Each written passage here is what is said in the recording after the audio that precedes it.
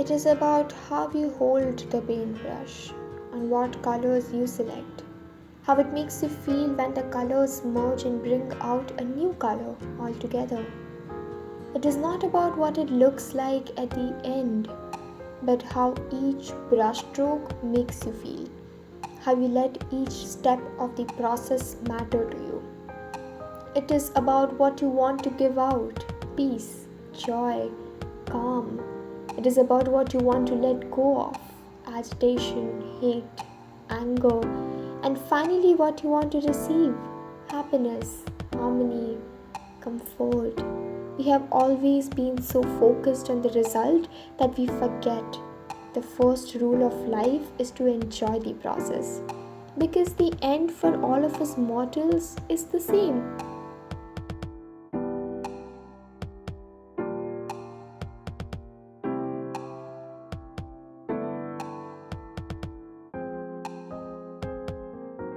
If you think you can simply go with the process without ever making sure how you feel about it and expect the result to be your masterpiece, you are mistaken. Because even if it turns out to be a masterpiece for others, it will never be for you in the real sense.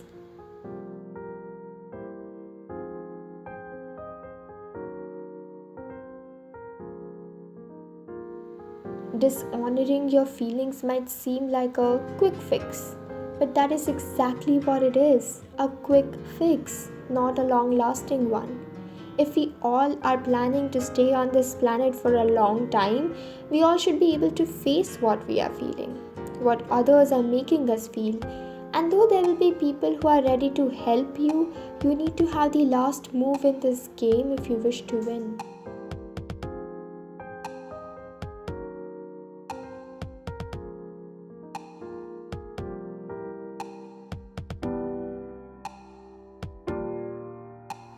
Life is the painting, and every breath you take is part of the process.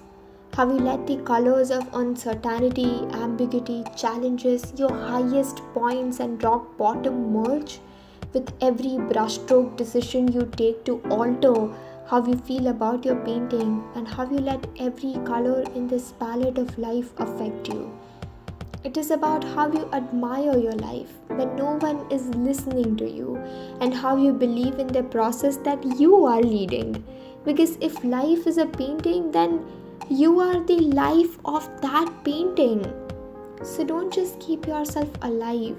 Instead, go bonkers and paint a masterpiece for yourself.